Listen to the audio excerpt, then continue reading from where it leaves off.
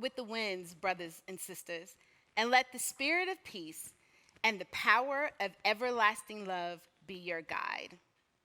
Those are the powerful words of civil rights icon John Lewis, which sets us up perfectly for a time such as this. Oh, wow. Love. Jeff, Andre 3000, as I call her.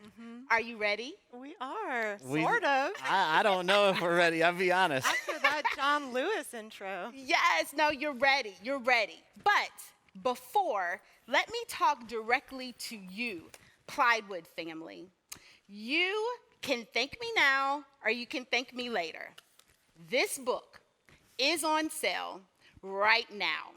Direct from the chat function. It's my pleasure. And what I'm going to do is I am going to put my money where my mouth is, and I am going to purchase 25 of these books. Aw. And if you come to the paid experience and make a comment about love, this book will be sent directly to you. So, Thank you. yes. Beautiful couple. Are y'all ready? Yes. Okay, I'm ready too. So, our conversation guide is going to focus on 3 areas: Okay. the heart, the mind, and the soul. And then we're going to have a rapid fire. Okay. So, let's jump right in. So, for me, as a fan of one word, I took one word from the power hitters that you had that talked about the nuances of love and work. A few of those one words: obsessed, hopeful, tension, legacy, roadmap. I particularly love bolstering. That's powerful, right? And then, of course, the coveted must-read book. How does that sit in your soul? Wow. I hope it lives up to those expectations. Yeah. Yeah, I mean, I feel like we could go into each and every one of those words in a way that was impactful to us in some way. And I'm sure, every chapter has a little bit of that in every one. But that's encouraging from you to hear that from you as a reader. Yeah, it is great. And I think that it does not disappoint on either one of those. And so kudos and congratulations, because I know that as a heart project, this is you giving birth.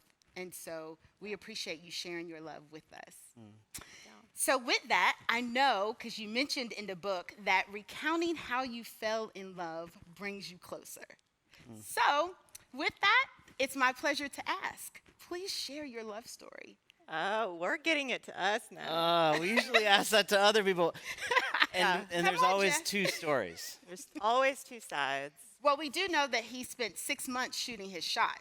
Oh, You know that. did I ever? Yes.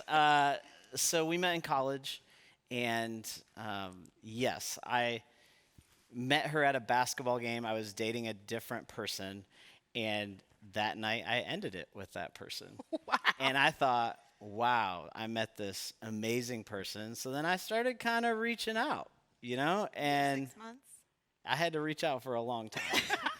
So for 6 months, we were so close. We would hang out every night. We would be up till 2, 3 in the morning, and I would take her home back to her dorm, and I would be like, hey, this is really great. Can we continue this over dinner on a date on Friday night? And she would look square at me, and she would just say, no.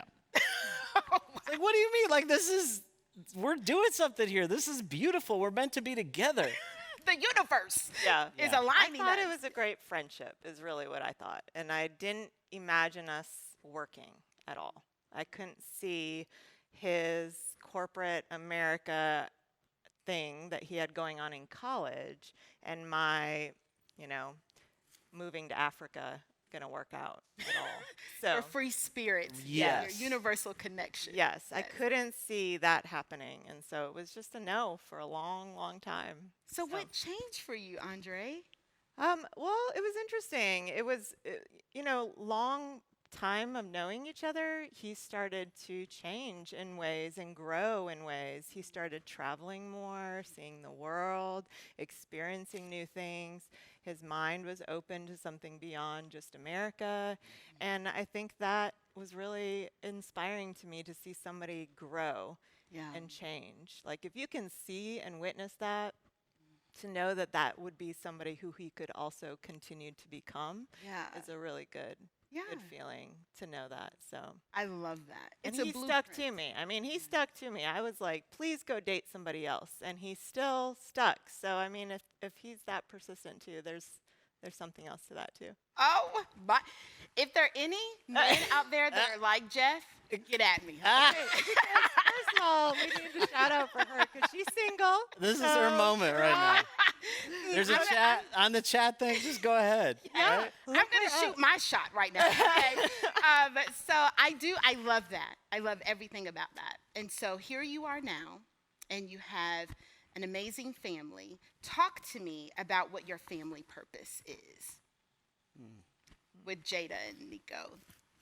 Yeah, it's interesting. I mean, eventually from that love story, eventually she turned around and was all over me, and it's been that way ever since. Just kidding. And, Yes, I'm a witness to that. But Yeah. I think part of that story for us was her story. I mean, she grew up in Bolivia. She was in and around a community that really developed the heart of who you are. And I think that's also shaped who our family desires to be. Is that a good way to explain it?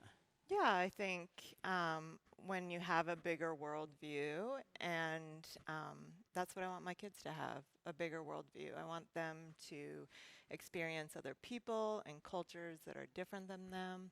I want them to learn and grow in the ways that I did by being uncomfortable, by seeing things that are just out of the box, that don't make sense, but then they get to like formulate their own kind of viewpoints from that. I want them to experience the world, not just America. So And sometimes the world, let me say this too. And sometimes that world means like where we chose to live means it's a community that is exponentially more diverse. It's a school that has perspectives from all different social and economic perspectives. And so we are actively and proactively making choices so that our kids are introduced to the world at a young age. that's awesome. How do you sustain Bolivia and all that those experiences have culminated for you? How do you maintain that here and with your children? Oh, yeah. Well, it's been a long process. I think for a long time I struggled with a lot of guilt with the privilege that I have. And then I struggle. It's a long journey. But now I see that you do the best with what you have. Exactly. And everybody is doing the best with what they have. Exactly. And whether that's in a poor country in Bolivia or, here in the wealthy privilege of the States, I think as long as you're doing good Mm-hmm. for the big picture good with what you have, I think that's what matters. Absolutely. I couldn't agree with you more. Yeah. I, as someone that has had the opportunity to live, work, and travel on every continent, the universal perspective and what that brings is so paramount. Yeah. So I want to ask you, so with our current climate of COVID, with racial tensions and global pandemic, social injustices, and then you have these two amazing human beings, Jada and Nico. Who are they as you know them? And what would you like for them to know? How about you explain Jada and I'll explain Nico? Oh, I love that. Well, it's funny because Jada's adopted and she's African American, and yet she's probably the most like me, and Nico's probably the most like you. So, but with her, oh God, she's my everything. So with her, we're having all the racial conversations right now. We're having the hard discussions about systemic issues that have led to this point and to where we are today. And sometimes, and most times, those are lots of tears and lots of, trying to help understand. And a lot of just me listening to her processing what is happening and why this would be happening right now. And understanding her brown skin and her culture and who she is. Yeah, I work right now with COVID patients. I work in with a predominantly African American population. So this is a big, big issue, and the fact that, and they are my people, my family.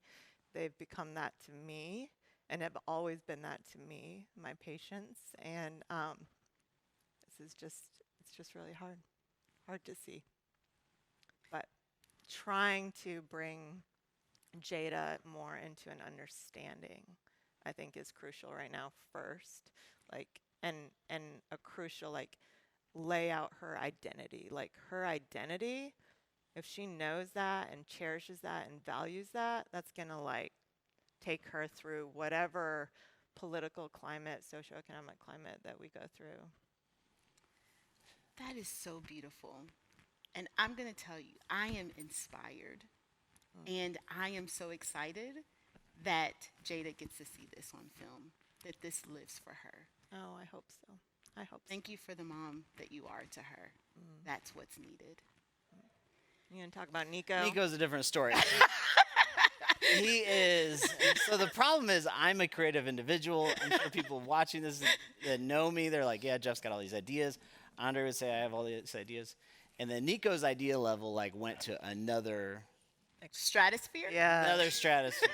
Okay. And so for him, he's an 8-year-old little guy where he can take one creative thought and build worlds around it. And that's amazing. It is, if and you have the time, energy, and the patience, and commitment. And it's funny, we actually have talked about this. Recently, we've been talking about how his curiosity. If I hope that I am as curious of him as he is of the world, because this is a moment in time as a dad and as a mom where we're we could shut his curiosity down right now. We could shut his creativity down by minimizing his voice. Right? It's if you read all these creativity books, they all say it's 3rd, 4th, 5th grade where you lose your creativity. Right. We're in this moment where we're oh my goodness, I got to stop and build this into him, even though I don't really love to talk about wizards and whatever his new world he just walked into, It's so yeah, it's interesting. They're in two completely different spaces in life. Yeah. And I think that's one thing we've learned is we have to constantly be studying our children. Yeah. And we say this consistently, and edit our lives to match the needs of our family. Ooh, I know that oh so well. I am very blessed to have my nephew here with me, and I'm in alignment with that. And so, but I think what's so beautiful about that is the quintessential essence of human diversity, that you have a hand in shaping, and that is amazing. So thank y'all. That's awesome. So that's the heart, right? Jada and Nico, who is different. So let's move to the mind. Jeff, this is really interesting because when we were having the conversation, this is the element that you want to make sure to highlight, particularly for plywood. And I'm going to read that on page 50. Only 3 in 10 people feel encouraged by their partner to pursue their work and dream. 3 in 10. Tell me why that was so important for you. Well, I think it started probably because it was personal to me. I'll never forget a moment when Andre stopped me and asked me when she said, you specifically said, when is it my turn for my dreams to take a priority? And that was I think at first I didn't really, to be fair, I didn't really understand what she was saying. Didn't get it. But when I went deeper with her and we unpacked that together, I was like, oh, I lead a community, like I'm the founder of this community that is all about dreams coming to reality. And then, yeah. And she didn't feel that support, you know. But to be fair to him is that he's a good listener, and he listened, and not only that, it was changes. He made changes immediately. And I think the best question you ask your partner is like, what can I do to help you then? What can I change? What can I do to help support you in your dream? Because something has to change when somebody feels that way, you know? And that might be just scheduling or childcare or whatever it is, but something has to change, and he changed. All of it changed. And that as a partner like feels just so encouraging and empowering that he would sacrifice and stop and edit and change that for me. And I think what we had to learn, and as we talked to so many people about it, is like asking this question, how do I fall in love with her purpose in a way where potentially I value it as equal to my own? That's a really hard thing to do. Because like both of us think that our purpose is more important. Like in general, I like am saving lives. you always have to like drop that and Because that really is a drop the mic. Like, okay, we can all go now. well, you literally saved someone's. What did you do today, Jeff? I sent someone to an emergency and I saved their life. You know? It's like, well, exactly. Right. all right. Right. But deeper, it's like, do I believe fully Yes. in who she actually is? And anyway, so that's the whole thing. I think if you're in a relationship with someone and you aren't fully willing to sacrifice for the sake of the other person's purpose, is that even a partnership? Right? I think Asking the question. and I think that honestly, that confrontation, which Andre and I are really good at confronting one another, that confrontation, that moment, I think changed our entire family. Yeah. Because it set us in a new trajectory of what we valued with each other, you know? Yeah, I do. And I just think that vulnerability is so critical to do the heart work. And just look at the example that you're setting. And I didn't come here to cry. Okay, so stop it. Well, you're all right? making us cry. Right? Easy on the question. Well, I really do. I really appreciate that because I think the heart of what you're demonstrating is reflected in this book. So thank you both for that. So you talked about this, curious, right? And my grandmother always uses that word, this like notion of curiosity. So how did that navigate and direct your path in this work? Yeah, I mean, I think the key is to stay curious because so often you're curious in the beginning. Yeah. It's a new person, it's exciting, there's like, you feel like you don't know each other, so you want to know each other. And now it's like 18 years and we're like, I think we know each other, but we actually don't. Like, I'm still changing and evolving, and so is he. And we talk that, we've married like 3 or 4 different versions of each other, And so that is why it's really important to stay curious and to keep asking those questions and finding out who they are today, because it really, it's always going to change. Yeah. So That's good. Yeah, one of the most valuable, things that we consistently do. We talk to people all the time about going on dates. Like, you need to do this with your partner, which is really weird in the season of COVID to find that or whatever. But at the core of it, it's not about dinner it's not about a movie. It's about actually you and I being in conversation with one another, consistently trying to learn more about each other. I mean, Andre is amazing. She changes her mind about things at different times. You know, Okay. like Yep. who I married her is not the same. Thankfully, she's not the same person today. Yeah. She has grown, and because all these life experiences we have consistently cause us to see the world differently. Yeah. And I have to be the biggest studier of her. Otherwise, she's going to feel like I'm not interested in her, right? Yes. And yeah, so like I constantly am asking her questions. And He's real good at that. I love that. yeah, it helps. Yeah. He does. It has to, right? Okay, so you actually brought up a really great point. So when you're at dinner and you talk a lot about this notion of shame in the book, so you guys have to get it to, because I can't keep asking questions, but I want to. And you talk about broken life experiences. Right? So what is a broken life experience that you've had that has really shaped the perspective that you have? Whew.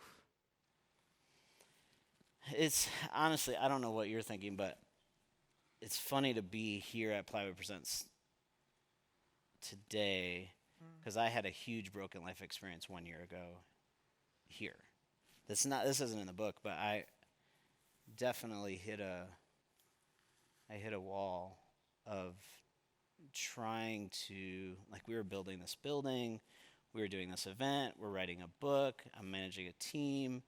We are under-resourced with expectations that are higher than we can possibly perform, which I know I put completely on myself, and feeling the weight of the entire community. That's a lot of And- pressure, Jeff. Yeah. So I lived, I mean, I had a literal breakdown a year ago during Plywood Presents, and Yep. and so that was interesting. I mean, it was after that I think, which is complicated for you because, you know, to try to, for her to engage me and say, Jeff, you need to get some help, you know, and I'm sure there's a lot of people in relationship that have had that moment. And I even said to her one time, I said, what was the line? I said, I feel like I'm being forced to do this, or Yeah. but knowing I needed to do it, but not really wanting to get this. And so it's definitely shaped this past year to actually stop, reevaluate like who I am, why I do what I do, what are the tools I need to deal with my anxiety and the responsibility I feel as a leader for an entire organization and a community and a city and all this stuff. And realizing like not all that responsibility is only mine. But I also would say, like, I think brokenness is always used for something. Yes. And the beautiful part, which we didn't really realize, and it's kind of been developed more, is that his anxiety and all that he was feeling with his anxiety is actually a lot with what our daughter has been feeling. And it's just been this really beautiful thing that because Jeff has experienced it now, like really experienced it, he can feel for her more. And now, you know, they do meditations together before they go to bed and do the Calm app, and they do all these things together because he knows now, you know. And for me, I don't really know, you know, that's not like I haven't truly felt that feeling. And so it's not as easy for me to connect with her in that way, you know. Yeah. But it's really, and I think, so I just think that there is, in that brokenness, there's always a purpose. Somewhere down the line, Yes. there will be. Yeah. And that there's a hope in that in some form. It's beautiful. And that is absolutely the truth. Yeah. That God uses all of that as a vessel, even when we don't know. Yeah. And in that, there's a blossom and there's a growth and a connection and a tight knitness to your family Yeah. that couldn't be garnered any other way. Yeah. So thank you. Yeah. So that leads us to the soul. Jeff, how are you? Right now, I don't know what question you're going to ask next, so I'm kind of getting a little nervous. I am so grateful. Okay.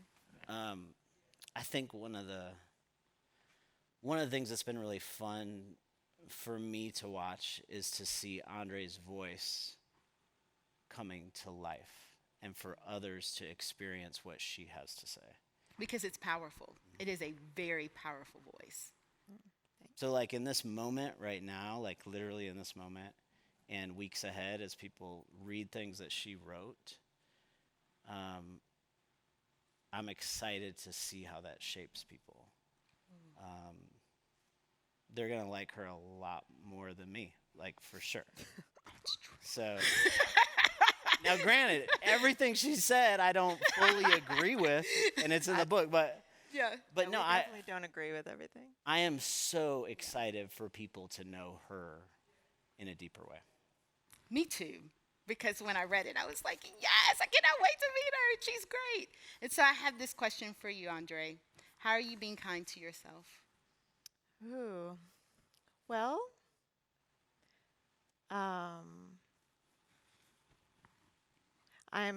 I am a big just outdoor person, and so I wake up and walk every morning, and that is like my first thing that we do is go outside and we walk, and that's a outdoor just relaxer for me. And Jeff can attest, I walk around my house and water my little house plants all over my house and talk to them and do nice things for them. And I mean, I'm just a weirdo. I like green things. I like outdoors. I like anything that keeps me connected, like in that way. Yeah. And so I'm just trying to do those things, Yeah. be a part of it. And I don't care if he teases me about talking to my plants. Hey, words keep plants alive, okay? And I tell him that, but he doesn't believe it. There's Yes. little or no proof. That's fine. You can say it. well, listen, I want to go back a little bit because you guys talked a lot about just growth, and I think it's the beauty that can come from negativity, right? And this notion of ego. And ego is a beast. I think sometimes it rears its head in ways that we don't even realize. You talk about that in the book, but can you speak about how each of you manages that beast called ego? Well, that's an easy question. Oh my gosh, thank that's great. Rod, you are killing it. I will say this. One of the ways that is really healthy for me to manage my ego is to be married to this woman. Because she will put me in my place quicker than anyone that you could ever meet. I like it. Is that fair? I like it. Yes, it's so fair. And I super think fair. that shows a healthy relationship. I do too. Like, I'm like, yeah. Most of the stories in there are the funny ones that you'll laugh at and make me look like not a great human. It was Andre confronting something that I needed to change. And that's hard. Like, that is hard to do for many people probably listening. To actually have the hard conversation, the thing that needs to be said. Yeah. And I think that's probably the healthiest way that I've found for my ego to be cared for. Okay, not would be to managed, put care for. people in my life that are willing to say the thing that most people are not willing to say. Right? That's awesome. You made it seem super easy. No, it's not. It's too many fights. I mean, that turns into loud, late night Fights. Lots of matches. Okay. But that's what I think we need. That's Yeah. what I need. Yeah. Yeah. That's what creates a strength and solidifies a bond Yeah. that has you guys here right now. So what about you? How do you manage or care for that beast that we call an ego? I stay around people that are different than me, always, as much as possible, Okay. and stop because I always pretty much think I have the right way and the right answer, and I will be able to fix you too. So it's these, Yes. you know, it's these things that I'm like, of course, I will fix you. It'll be great. Just do what I say. And so my patience every day in what I do, they like put me into place every day. You know, they're like, that's nice for you to say. Now, what if you only had $20 a month? Now tell me how you're going to fix me, or how, I'm going to get that medicine that you say will change me, And so there's a lot of things that just put me in my place quickly, is when you're around people that are different than you, when you're around people in a different economic class, in a different racial ethnicity, like there's no just black and white easy answers anymore. And I think for me, accepting the gray and being able to live in that space now and meet people right where they are in that space. And, they got to check me. They check me all the time to get into that space. Yeah. Because I'm like, wait a minute, you should. And then they bring me right back. So I think my job and what I do is probably my biggest ego check. Okay. Or carer for, as Jeff would like to say. So you guys are committed, right, to doing good in the world for betterment. Where did this yearning derive from? What is the foundation by which that stands? Yeah, I mean, I think for both of us, I think we have built into us definitely an actionable part of our lives, like that we see things that aren't right and we're willing to do something about it. I don't know where it began. I mean, for me, I remember my mom recognizing specific situations early on in life. Like, she's just like, that's how you think. That's how you operate. That's where you probably connect with a deeper sense of spirituality. And yeah, I think we both feel responsible to use whatever gifts we have, whatever sometimes influence, sometimes access that we have to help others. It's been part of our story since we've known each other, for sure. I think that's where we find hope to keep going. So, what would you add to that? Yeah, I think I'm very connected in terms of a spiritual aspect to me. I think that there is a divine creator that wants good for all of us. And I really believe that. And so if we can be a part of that good in the world and usher that in and be a good steward of that in whatever way that is, with all of our individual giftings and creativity and spaces that we live in our own lanes, in our own ways. I really believe that that's part of like the divine goodness that is a part of this world. So, did you see how awesome they are? I can't. Okay, so you guys talk a lot about some really amazing topics and some taboo topics. One of those. Oh yes. Here we Know where go. hey, they know where we're going. Here we So, go. Salt and Pepper coined this years and years ago. Let's talk about sex, baby. Let's talk about you and me. Okay?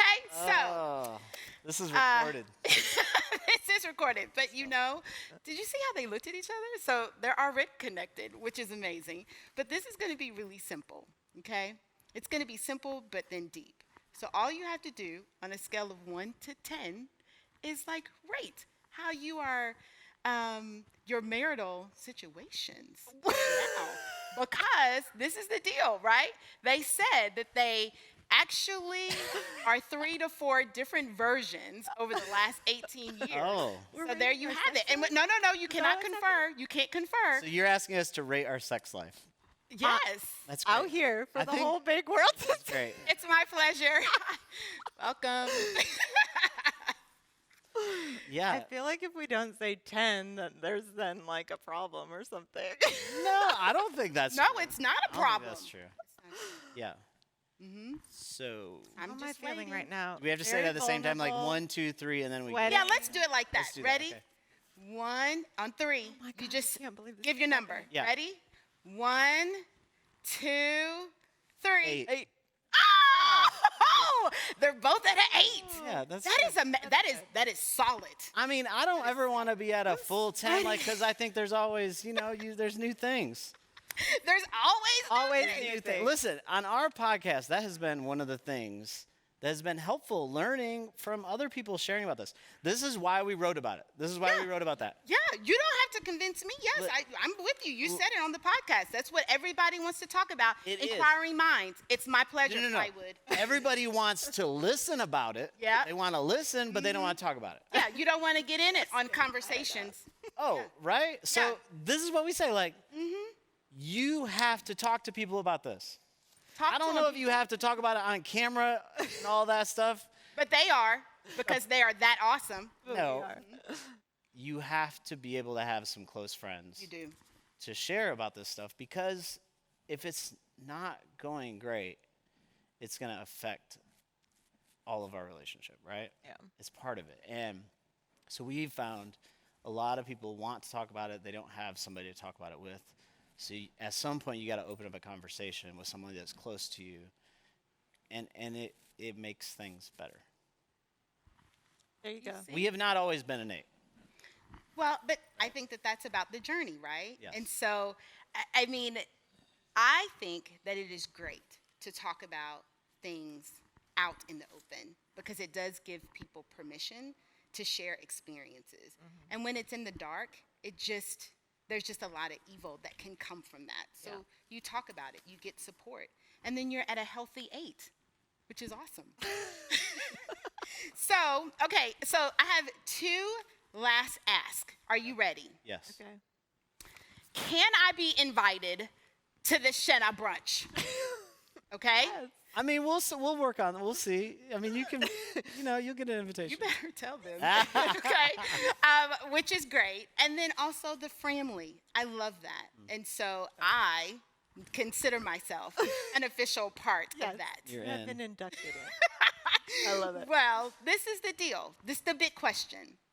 Is it possible to, change the world, stay in love, and raise a healthy family? This is the deal. You got to have read to get it. this book You got to read it to find out. So I will say, Jeff, Andre 3000, as I like to call her, thank you. Thank you. Thank you for allowing me to be a steward, a facilitator, and a catalyst that connects your story, your perspective, and your experiences. It's been an honor. Thank you, Plywood community. Do yourself a favor. Go get the book.